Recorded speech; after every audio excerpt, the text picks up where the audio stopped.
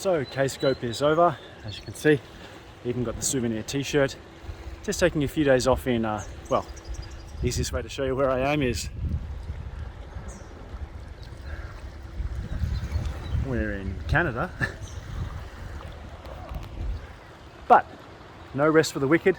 I thought it was important to get a podcast out, so please enjoy this chat I had with Jackie McIlroy, an Apex expert and ODTUG community member. Enjoy. There comes a moment at the end of a conference when you get two parties that have spoken non-stop for about 3 or 4 days and you think, what a great time to talk and more for 20 minutes or so in terms of a podcast.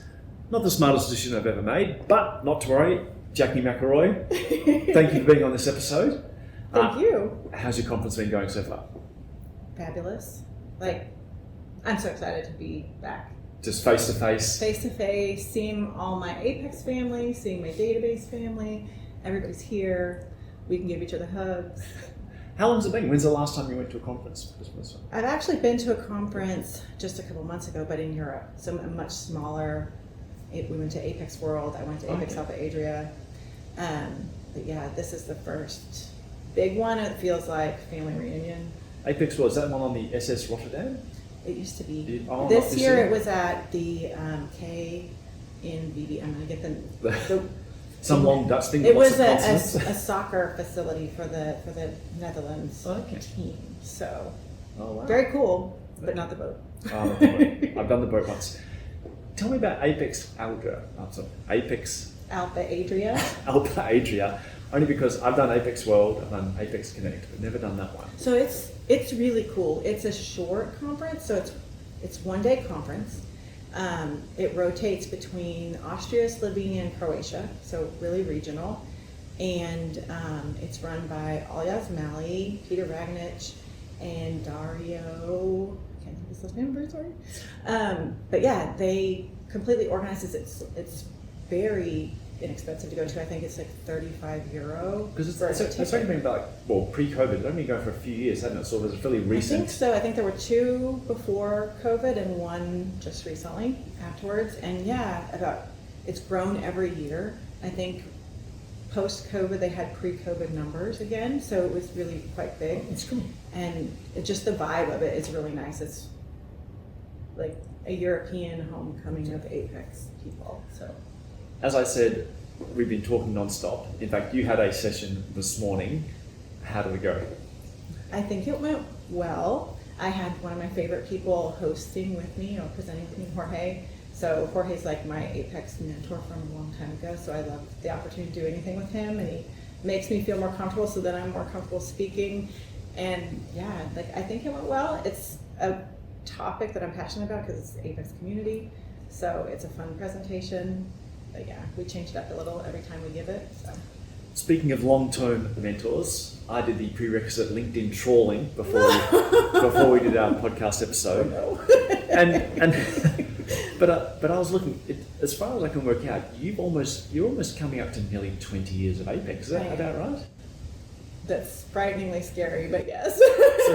So how did you first get involved in Apex? By complete coincidence. So I worked at Raytheon, which is defense contracting, doing C++ Java code. And randomly one day, a manager was like, we need to build a user interface for this cool thing we're doing. We have an Oracle database, and they have this free tool. I think it's like Apex 3.2 or something like that. And we just need someone to learn it and throw something together, and we'll decide if we use it. And I had just finished my tickets. We had some Jira ticket system. I was like, I don't have anything to do, I'll do it.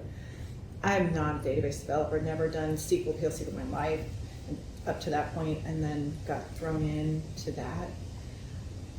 I loved it immediately because it was declarative, right? And I could do things. But then I also had a great DBA who I got to these parts was like, I have to write some code here that I don't know what I need to write. And he sat me down and he was like, this is how you data model. So your page needs to be built on top of a table or some sort of data. So this is how the whole database works. And if you write your queries like this, and he taught me how to draw it out. So to this day, I still draw out my data models. Do you remember his name? Her name? Yes, Terry Porter. Terry Porter, shout out to Terry Porter, yes, you're a legend. He's amazing. And he's the reason that it clicked for me, because I needed that database side in order to be a good Apex developer. So yeah, I continued there for a few years, developed their Apex applications, became the owner of that Apex stuff, and then moved on to Incotech to do Apex completely. Since then, it's been only Apex. Oh, wow. So in terms of that, in that 20 years, I mean, I've been involved with Oracle, but it's more database side of things. So you're probably a better person to comment.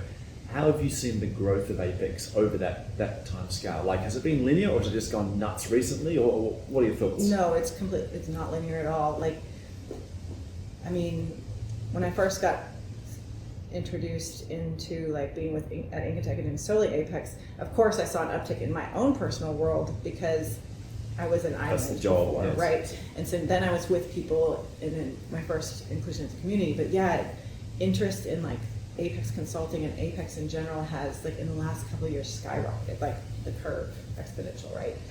And it's amazing to see. Like, it makes my heart happy. It's the same. I know internally, I can't remember the exact number, but like we've got something like, don't quote me on this, something like 100 open spots that we're trying to fill. Right. Because we've got so many Apex apps that we need to write. So. And you can't find them. The developers are busy. And a good friend of mine, I'm not sure if do you know Scott Wesley? You know the name? I do. I met him once. He came to Kscope. That's right. Yeah, he lived in Perth with me. I know he's working for WA Police. I'm not sure if I'm meant to say the name. He's currently working for WA Police, but they're doing a migration project of a project that I worked on before I joined Oracle, and that was a very large Oracle Forms project, hundreds and hundreds of forms. And they were always talking about modernising to a brand new platform. And they suddenly realised, I said, well, why don't we just re-engineer the stuff in Apex? And that's why he's there as the resident awesome. Expert. Yeah. So he's in for a long road of fun re-engineering that. Good luck, Scott. Speaking of growth, we met for the first time in, I think it was an Apex event, probably 2017, 18, somewhere. Had to have been somewhere. My first Kscope was in 2017, so. Mine was in 2019. I've only been to one Kscope before. So this yeah, I'm not sure exactly where we met. I think it might have been maybe Apex Connect in Dusseldorf. I mean, that sounds right. Yeah. I remember a selfie with you and Adria from Romania. So yes. Of that time frame. So we spoke about Apex growth, but in terms of your growth, like when I met you there, I think you were maybe helping out on a booth or just maybe an attendee of some description. And then I've seen, like, in the last couple of years when I've seen you, you've always been speaking at an event. And now you're sort of the Apex chair, you're organising staff, you're active in the user group, you're on the ODTUG board of directors. Has that always been your plan, that sort of that spiral of personal growth? Or like, did you have these set out in goals, or is it just fallen into it? I'm a notorious non-planner when it comes to personal goals. So my philosophy, I mean, and that's part of how I got into Apex, right? Like, my philosophy is take things as they come.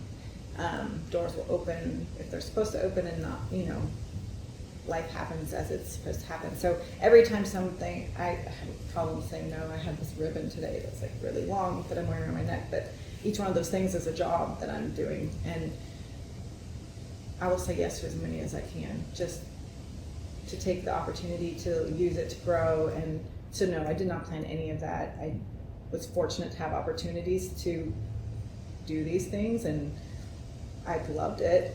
I can't say I'm great at all of them, but I'm open to improving them and growing as a person. So, although I know you say it's sort of just things have just fallen in your path, when I look at them, they all seem very, very community driven. yes. Whether it's presenting, whether it's even just attending an event, but obviously ODTUG, etc.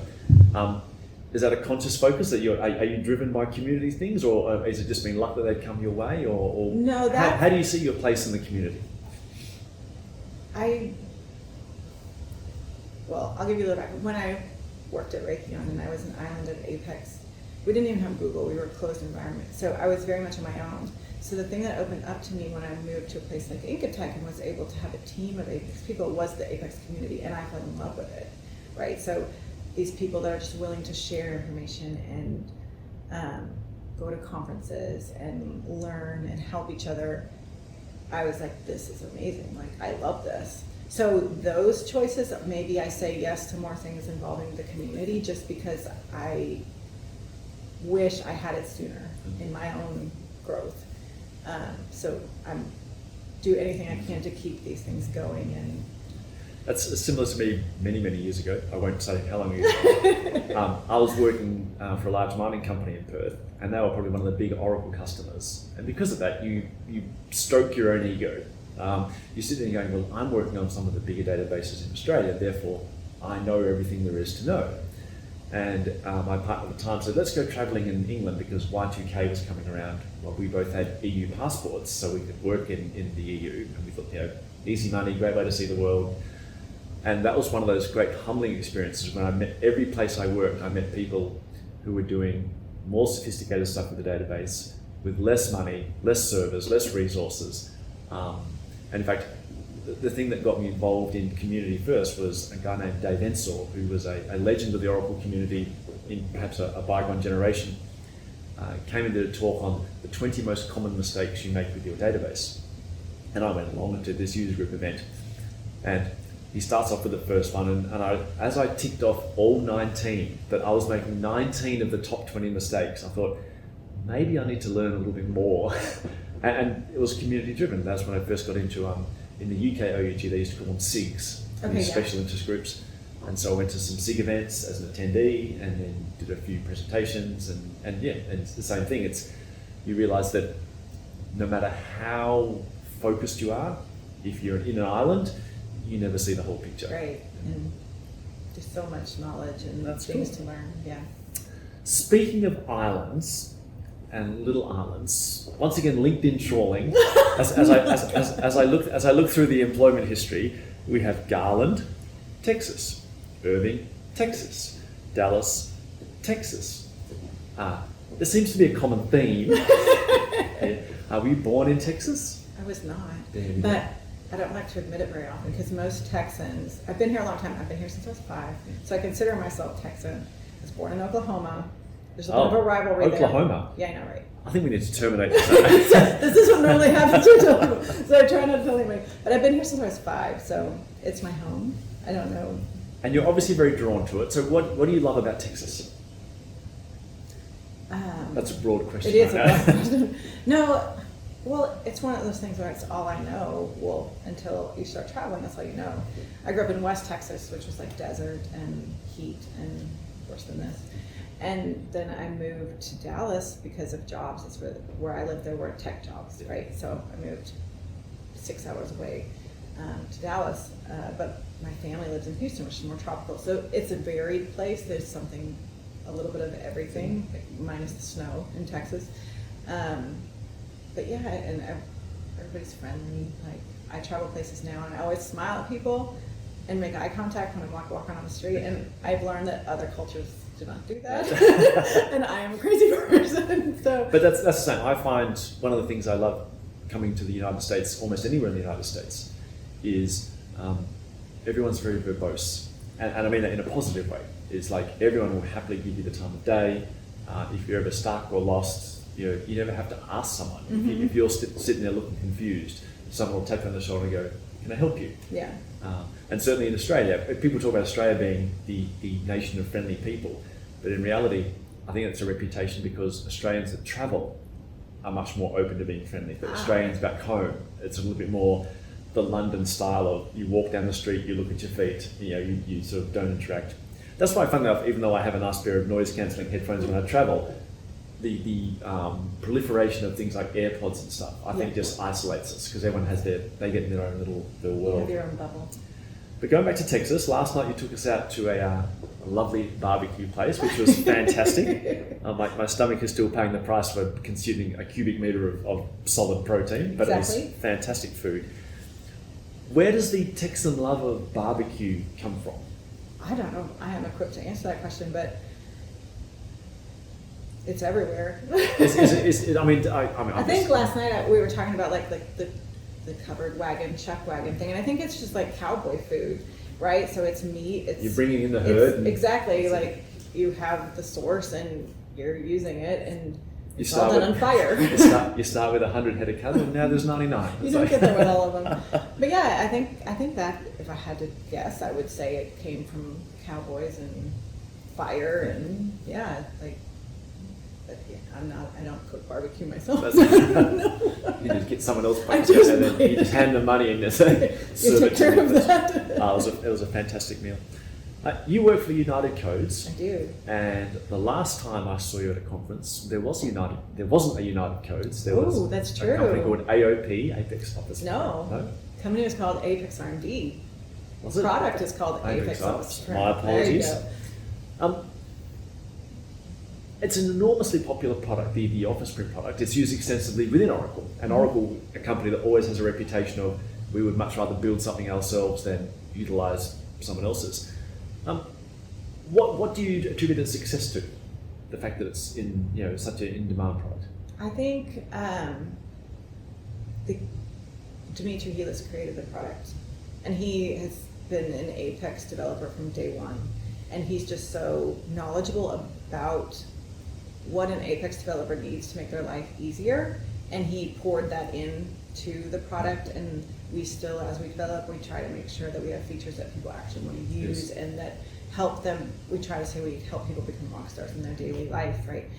You can hopefully spend just a few minutes with AOP and make something that's completely impressive and blows people's minds, and it's easy and quick, and for an Apex developer, like completely integrated. And it's like the time on it. Someone once told me a mantra. They said, unsuccessful products are a solution looking for a problem, and successful products are a solution to a problem. Exactly. And it's always helping people with the things that frustrate them.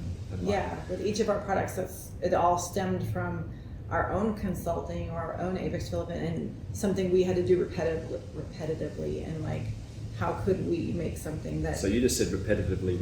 Exactly. Glad you got that. So we just try to solve our own problems, and then we're like, well, other people need this too, so productize. In terms of products that the company, so what started the morph from Apex R&D to United Codes? So we started getting more products under our belt, maybe not publicly, but internally working on different things. And United Codes we felt like Apex R&D was really Apex specific. And a lot of our solutions are RESTful and can be used from any technology. So while we make things really easy for Apex developers, anyone could use AOP. And we wanted to try and expand that. And also in consulting, like, sometimes the customer want a solution to a problem. They don't care what that solution is written in, and whether they're not going to go searching Apex firms.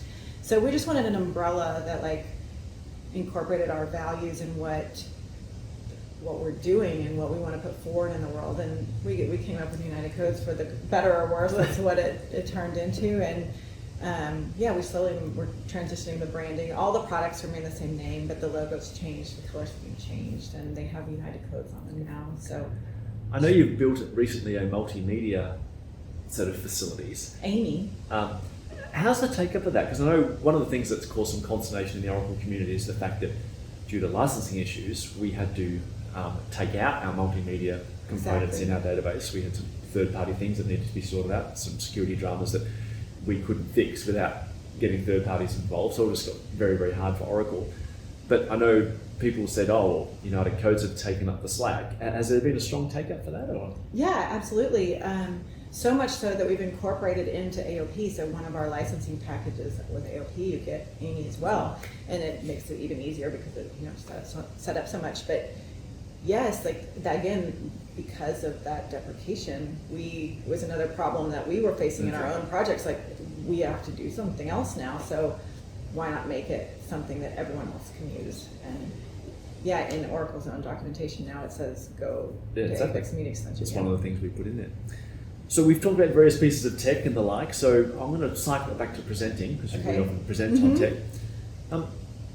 You're now gained a lot of experience presenting. What advice would you have for anyone that's thinking about getting into presenting? They're thinking, this is a way of getting involved in the community, but they're like, oh my goodness, it's presenting, it's standing up in front of a group of people and getting, No, these are the exact feelings I say every time I do it. But I try to look at it like, I have public speaking fears. I'm great in small groups, one-on-one. I like training people. But yeah, when there's people, when I'm separated from an audience, I feel a lot of anxiety. So the reason I do it, and I would just tell other people to do it, is it opens so many doors for you. Whether you're, I mean, everyone has to start somewhere, and I'm still growing. Like, we've talked recently, like, about things I can do to improve, and I know I still have growth ahead of me there, but you have to do it. And I mean, my best advice is just try it. Like, you'll see. The reason I keep doing it is the feeling when it's over and people come up to you and they're like, even if it wasn't my best presentation, even if I know like wasn't funny enough or like wasn't entertaining, there are people that come up to you and are like, this is exactly what I needed. Like, I now know, I understand this one thing better, and like, that's worth it to me. Like, if I can help somebody learn, it feels really touches good. someone. Yeah.